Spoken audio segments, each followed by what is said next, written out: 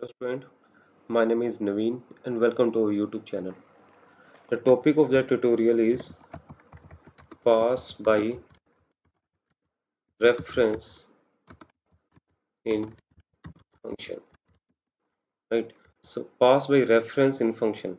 What does that mean? So that means when we pass something to a function, let's say I have a function here, right? And some code is written inside the Python, right? Inside the function.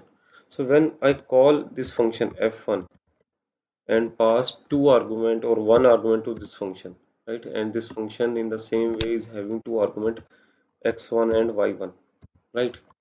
तो ये function मेरा already बना हुआ है f1 function का नाम है दो आर्गुमेंट है x1 and y1 and here in the body of the code I am calling in the main body of the code I am calling f1 function by passing two argument x and y, right? So these two argument x and y, I'm talking about these two argument, so I'm passing these argument to the function f1.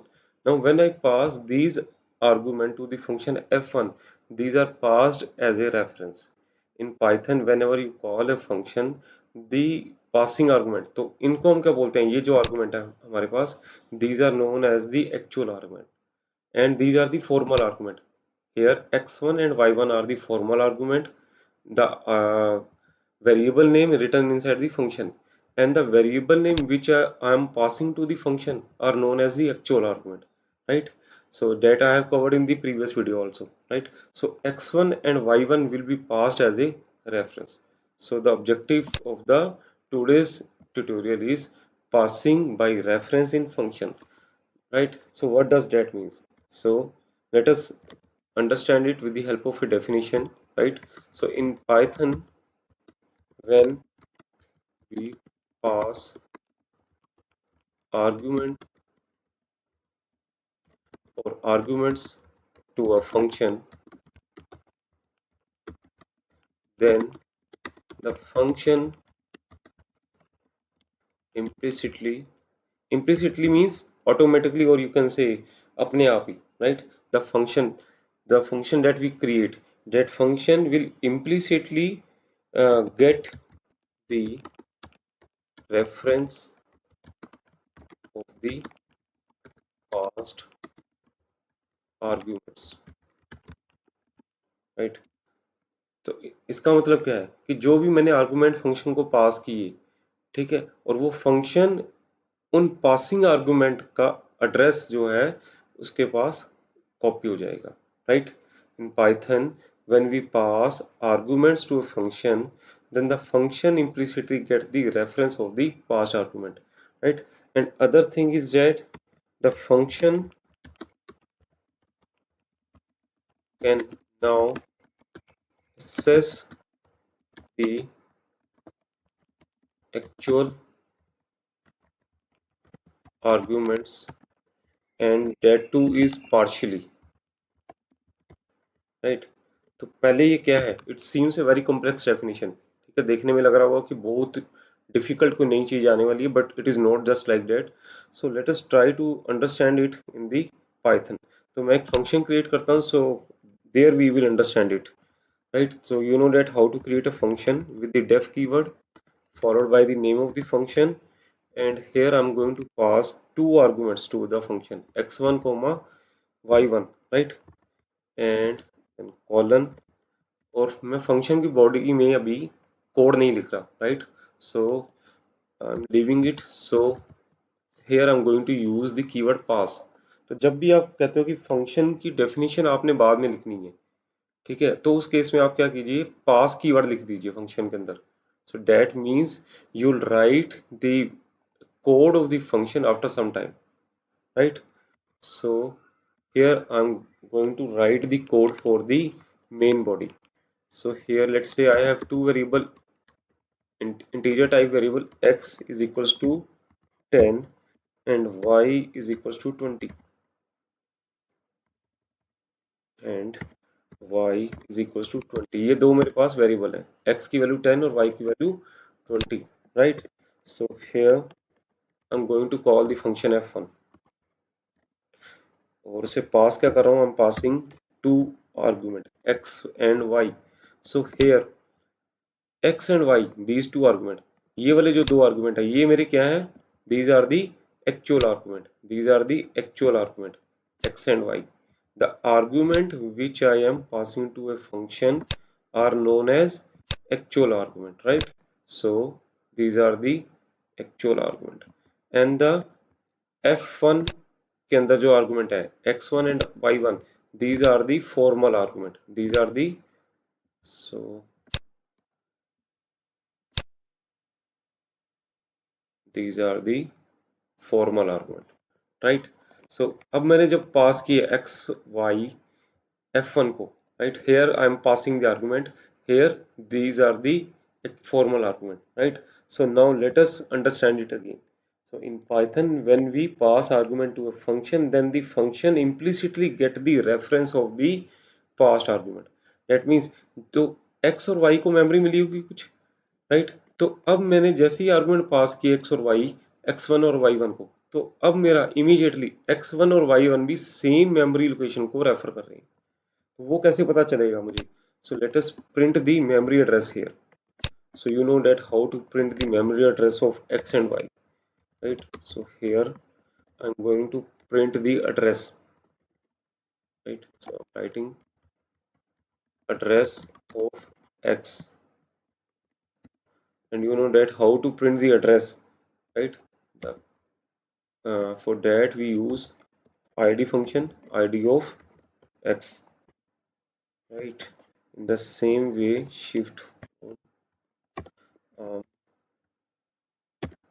going to print the address of y, right?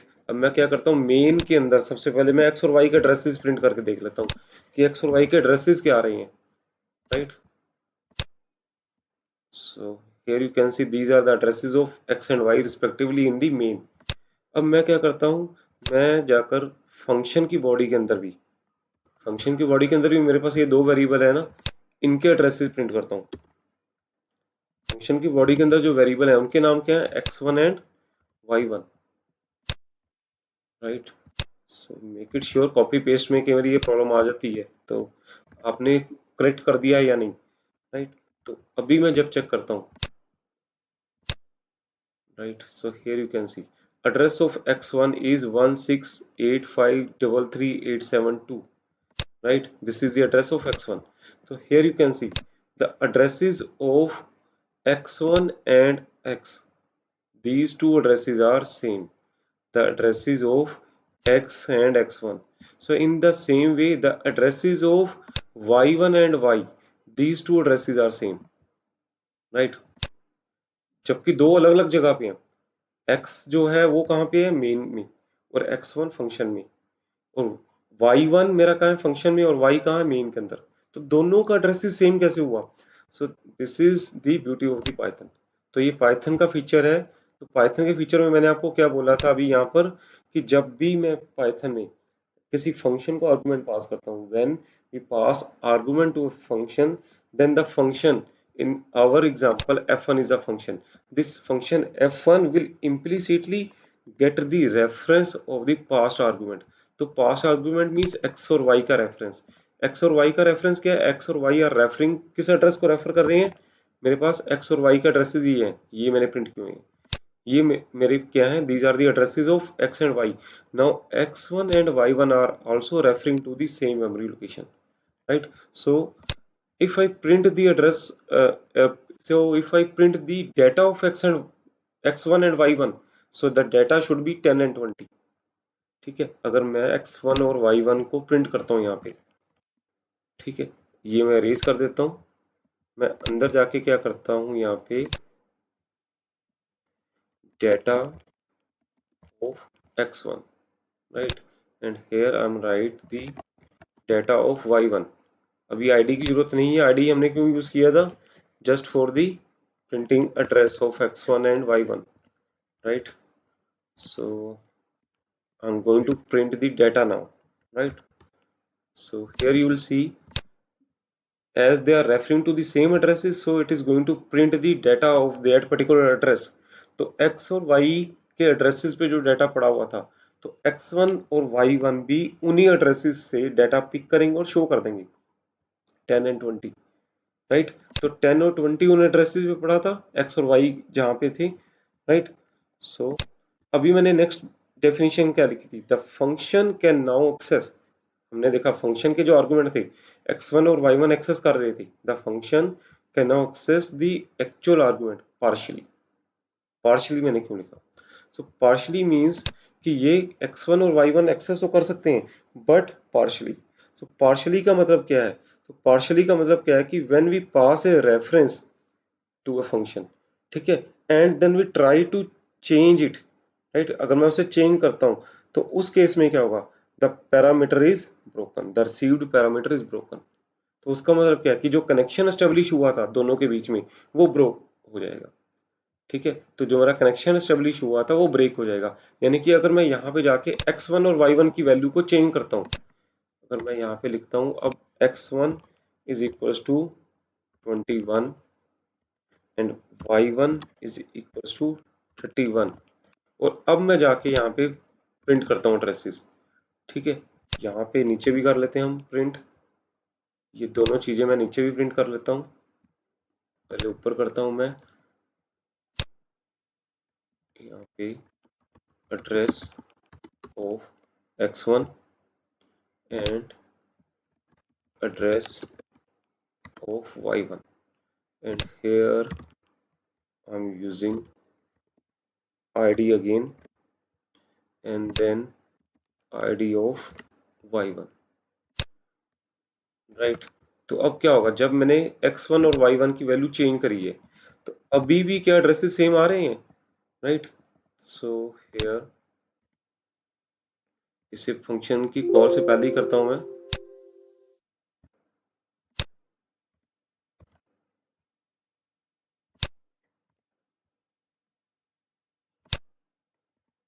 यहाँ पे x1 और y1 की बजाय क्या आएंगे मेरे पास, x और y आएंगे, राइट। सेव करके मैं इसे रन करता हूँ। So here you can see the addresses are different. X का एड्रेस क्या है 3872 और यहाँ पे x1 का एड्रेस क्या है 4048। तो एड्रेसेस चेंज हो गई। अब जैसे ही मैंने कुछ चेंज किया तभी मैंने वहां पे बोला पार्शली, ठीक है। Here you can see now the connection which was established earlier, ठीक है, is broken। कनेक्शन का एस्टेब्लिश हुआ था कि मैंने जैसे ही आर्गुमेंट पास किए यहाँ पे, here at this line, मैंने जैसे ही दो आर्गुमेंट पास किए f1 को, तो क्या होता है इनका रेफरेंस पास हुआ था x1 और y1 को, तो x1 और y1 भी सेम मेमोरी लोकेशन को पॉइंट कर रहे थे। लेकिन जैसे ही मैंने इसकी वैल्यू को चेंज किया, x1 और y1 की वैल्यू को चेंज किया, तो क्या हुआ, यहाँ पे जो कनेक्शन एस्टेब्लिश हुआ था अब x1 और y1 वो डिफरेंट मेमोरी लोकेशन को रेफर कर रहे हैं, ठीक है। तो अगर मैं इसे दोबारा एग्जीक्यूट करता हूँ कोड को, so we will see it again here. So there you can see the addresses are now different, right? So here you can see दोनों जो addresses हैं वो अब अलग अलग हैं। तो यहाँ पे x का एड्रेस क्या है, x का एड्रेस ये वाला है और x1 का एड्रेसेस ये है, दोनों एड्रेसेस डिफरेंट है। तो इन द सेम वे ये दो एड्रेसेस जो हैं ये भी डिफरेंट है, राइट। तो इसलिए मैंने आपको वहां पे लिखा था partially, right. So let us try to understand it with the help of a program. तो मैं क्या करता हूँ, स्वैप करने का प्रोग्राम लिखता हूँ x1 और x और y की वैल्यू को स्वैप करने का, ठीक है। तो मैं इस फंक्शन को दो आर्गुमेंट जो पास कर रहा हूँ, मैं I am going to raise it first, I am going to write a fresh code, right. So I'm going to write a fresh code for that. So let's say the name of the function, I'm taking a meaningful name. So let's say the name of the function is swap, right? So that it does make a sense, right? So here I'm taking one temporary variable temp and I'm assigning the value of the first variable x1। तो x की value x1 की value जो है मैंने temp के अंदर already store कर ली, and now I'm copying the value of y1 into x1। y1 की वैल्यू x1 को साइन कर दी and then I am assigning temp to y1, right. तो सबसे पहले मैंने क्या किया, temp को x की वैल्यू साइन कर दी x की वैल्यू अब मेरी दो जगह पड़ी है, x1 में भी और टेम्प में भी, right. Now y1 is pass to x1, no x1 is having value of y1 और y1 में मैंने टेम्प की वैल्यू, राइट, वो स्टोर कर दी। So in this way I swap the value of x1 and y1, right. And here I'm going to print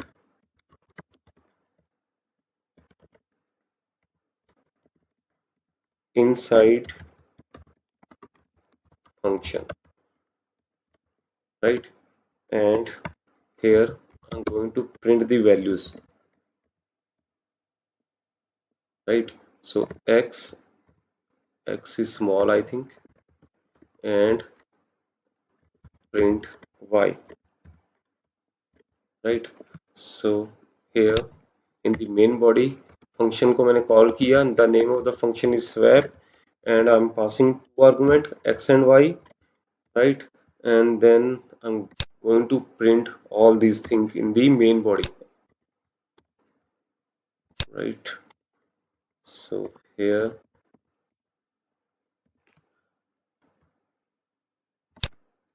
x1 y1 and inside main body, right. तो अभी हम जब प्रिंट करके देखते हैं तो ये प्रिंट हम क्या करते हैं, सो let us print it just before the calling of the function, ठीक है। तो मैं यहाँ लिखता हूँ inside main body before calling, right, and here after calling, ठीक है। अब मैंने यहाँ पे किया, तो जब मैंने कॉलिंग करने से पहले देखा तो कॉलिंग करने से पहले एक्स और वाई में क्या पड़ा हुआ, 10 और 20। तो जब मैंने 10 और 20 यहाँ पे फंक्शन कॉल हुई, इस लाइन पे फंक्शन कॉल हुई तो 10 और 20 मेरे पास हुए x1 और y1 को, उनका रेफरेंस पास हुआ, ठीक है। अब जब मैंने जैसे ही वैल्यू चेंज करी, assign means I am changing something there, ठीक है, मैंने जैसे ही चेंज करी, अब यहाँ पे तो चेंज हो जाएगी, यहाँ पे तो स्वैप हो जाएगी x1 और y1 की वैल्यू अगर मैं प्रिंट करता हूँ, लेकिन अब यहाँ पे भी चेंज होगी नहीं, यहाँ पे चेंज नहीं होगी, क्योंकि अब मेरे पास जो कनेक्शन था ब्रेक हो चुका है। सो let us print it. So there you can see inside main body before calling 10 और 20 और inside function, फंक्शन के अंदर तो वो स्वैप हो गई है, 20 और 10 हो गई है, लेकिन मेन बॉडी में जब मैं दोबारा प्रिंट करता हूँ फिर वो 10 और 20 ही है, ठीक है। पहले भी 10 20 था और अभी भी 10 20 है, ठीक है। तो यहाँ पे आप देखो, तो यहाँ पे ये कौन से थे, पहले मेरे पास ये x की वैल्यू थी, ये x की वैल्यू थी और ये मेरी वैल्यू y की थी, ये y की वैल्यू थी, राइट। और ये मेरे पास वैल्यू थी x1 और y1 की, ये x1 और ये y1, ये y1, ठीक है। तो मेरे पास यहाँ पे मेन बॉडी है और ये मेरे पास फंक्शन है, तो यहाँ पे ये दो वैल्यू आप 10 20, यहाँ पे 20 10 चेंज हो गई है, लेकिन मेन के अंदर जब मैं इसे दोबारा से प्रिंट करता हूँ तो वो सेम वैल्यू दिखा रहा है मुझे, 10 और 20 ही दिखा रहा है, यहाँ तो चेंज हुई नहीं। चेंज क्यों नहीं हुई, मैंने आपको उसका रीजन बताया था। उसका रीजन क्या था कि जब मैं वैल्यूज को यहाँ पे जाके चेंज कर देता हूँ, ठीक है, जब मैं वैल्यू को चेंज कर देता हूँ, मैंने आपको पहले भी बोला था, when we pass a reference and change the received reference, ठीक है, और रिसीव्ड रेफरेंस की वैल्यू को जब मैं चेंज करता हूँ द कनेक्शन इज ब्रेक, ठीक है। वो जो रेफरेंस पास हुए थे सेम लोकेशन को वो रेफरेंस बना हुआ था, वो कनेक्शन ब्रेक हो जाएगा। तो कनेक्शन ब्रेक हो गया, इसी वजह से अभी ये वैल्यू सेम दिखा रहा है, राइट। सो इसका एक अपना बेनिफिट भी है और this is the main drawback. तो स्वैप फंक्शन, जो स्वैप वाला कोड मैंने इसीलिए आपको बताया, तो आपको ये पता चल जाए कि पास बाय रेफरेंस का पाइथन में ड्रॉबैक क्या है। तो this is the main drawback, ठीक है। तो अब इस केस में मैं यहाँ पे अगर वैल्यू को प्रिंट करता हूँ, यहाँ पे एक्स और वाई की वैल्यू वही है 10 और 20, ये चेंज नहीं हुई, क्योंकि ये एक्स और वाई डिफरेंट मेमोरी लोकेशन पे है, and now x1 and y1 are at the different memory location. Now in you can understand it in different way that I have four variable and all the four variable are at different memory location and all the four variable are having their own data, ठीक है। Otherwise अगर मैं data change नहीं करता, ये मैं ऐसा assignment नहीं करता, मैं चेंज नहीं करता, तो उस केस में मेरे पास x1 और y1 भी सेम लोकेशन को रेफर कर रहे थे, right. So thank you student, thank you for watching. In case you have any doubt or in case you have any query, You can write your doubts or your query in the comment section, right? So thank you and keep on watching my videos.